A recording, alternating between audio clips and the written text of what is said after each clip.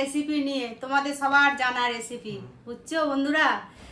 আজকে রেসিপি হচ্ছে সয়াবিনের তরকারি বানাবো, কিন্তু অন্যভাবে একটা মশলা করে বানাবো। দেখো, তোমরা তো একভাবে বানিয়েছো, আমি কিভাবে বানাই দেখো এটা। আর বন্ধুরা, তোমাদের সাপোর্টে আমি আস্তে আস্তে ভালোই হচ্ছি, তোমাদের কি বলবো, তোমাদের সাপোর্ট পাচ্ছি। তোমরা হচ্ছে শেয়ার করবে, সাবস্ক্রাইব করবে, লাইক করবে, আর পুরো ভিডিওটা দেখবে। ইউটিউবে গিয়ে সাবস্ক্রাইব করবে, আর ফেসবুক থেকে দেখলে ফলো করবে বন্ধুরা। দেখো সয়াবিন বন্ধুরা, এই যে শুকনো মশলা একটা বানাবো। দেখো, এই যে কড়াইটা গরম হয়ে গেছে, এই শুকনো মশলা একটু বানাবো। এই শুকনো লঙ্কা দিলাম, একটু লঙ্কাটা হালকা ভেজে নিই, তারপরে অন্য মশলা দিচ্ছি। দেখো, এই যে এলাচ দিচ্ছি, 4টা এলাচ, একটু দারচিনি, 2-3টা লবঙ্গ দিয়ে দিলাম। এটা কাঠখোলায় ভেজে নিবে তোমরা, আগে প্রথমে ভেজে নেবে, তাহলে তোমাদের ভালো লাগবে খেতে, বুঝছো বন্ধুরা। এই মশলাটার উপরেই তোমার সবকিছু। একটু গোটা ধনে, এই একটু গোটা জিরে নেবো,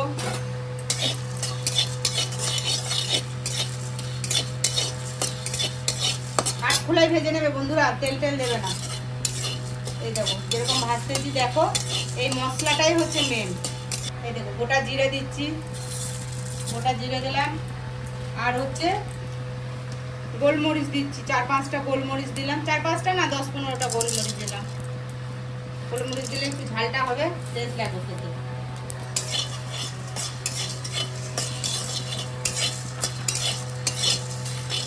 বন্ধুরা দেখো, সয়াবিনটা আমি ভিজিয়ে নিয়েছি, একটু গরম জলের মধ্যে ভিজিয়ে নিয়েছি।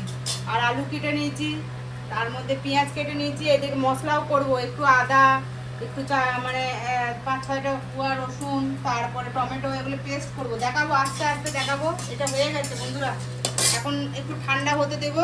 ঠান্ডা হতে দিয়ে কড়াইয়ে দেখো তেল দিয়ে দিয়েছি, গরম হয়ে গেছে। একটু হলুদ দিয়ে দেবো, দিয়ে আলুগুলো একটু ফ্রাই করে নেবো। সয়াবিনে একটু আলু দেবো, তো আলুর তরকারি দিয়ে সয়াবিনে আলু দেবো, এই জন্য আলু দিচ্ছি। আলুটা একটু কষে নিই। আলুগুলো কষা হয়ে গেছে বন্ধুরা, দেখো আলুগুলো উঠাই রাখো। সয়াবিন আলুর তরকারি, এই আলুর তেলের মধ্যেই কি দিই দেখো। দেখো বন্ধুরা, এই তেলের মধ্যেই পেঁয়াজগুলো দিয়ে দেবো। পেঁয়াজগুলো একটু ভাজা করবো।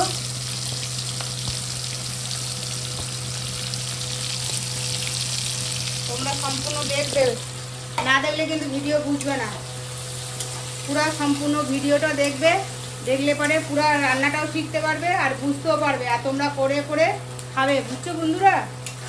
আর হচ্ছে লাইক, শেয়ার, সাবস্ক্রাইব করবে, সম্পূর্ণ ভিডিওটা দেখবে। ফেসবুক থেকে ফলো করবে, ইউটিউব থেকে সাবস্ক্রাইব করবে, আর সম্পূর্ণ ভিডিওটা দেখবে পুরো, আর শেয়ার করবে বন্ধুদের। বন্ধুরা দেখো, পেঁয়াজটা ভাজা হয়ে গেছে, আর বেশি ভাজবো না। এখন দেখো এই পেঁয়াজের মধ্যে আদা, রসুন, কাঁচা লঙ্কা পেস্ট দিচ্ছি।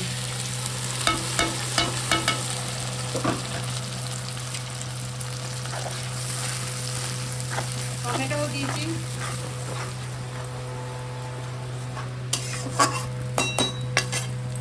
রঙের জন্য হলুদ দিব, এই যে হলুদ দিচ্ছি রঙের জন্য। আর একটু লাল রং দিব, যাতে কালারটা আসে, একটু অল্প করে দেবো।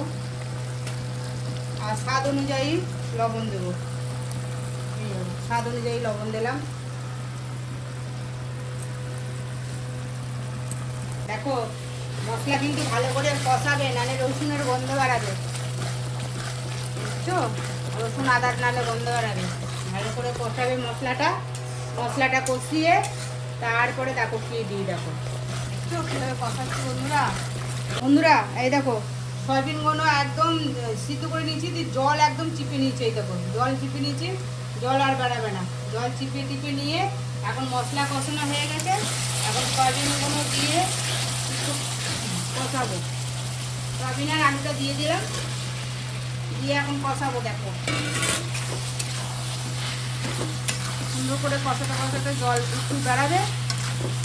দেখছো বন্ধুরা কি সুন্দর কালারটা এসছে। বন্ধুরা কি সুন্দর দেখছো কষানো হচ্ছে, সয়াবিন দিয়ে কষাচ্ছি, খুব সুন্দর কষানো হচ্ছে, গন্ধটা খুব ভালো বাড়াচ্ছে স্মেলটা। তোমরা একদিন রান্না করে খাবে এটা। দুটো কষানো হয়ে গেছে বন্ধুরা, এখন জল দিচ্ছি পরিমাণ মতো। ঝোলটা ফুটবে, লবণ টবণগুলো সব ঢুকবে, তারপরে লাস্টে আর একটা জিনিস দেওয়া আছে। ওই জন্য বলি, সবসময় বলি লাস্ট পর্যন্ত দেখো, লাস্ট পর্যন্ত দেখো, না দেখলে বুঝতে পারবে না। তোমরা পুরো সম্পূর্ণ ভিডিওটা না দেখলে রান্না শিখতেও পারবে না, বুঝতেও পারবে না।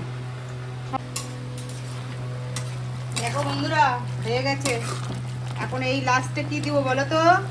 ওই যে শুকনো মশলাটা করে রেখে দিয়েছিলাম, ওই শুকনো মশলাটা এখন এই দেখো কত সুন্দর দেখেছো, এই মশলাটা এখন দিব, লাস্টে নামানোর আগে দিবা।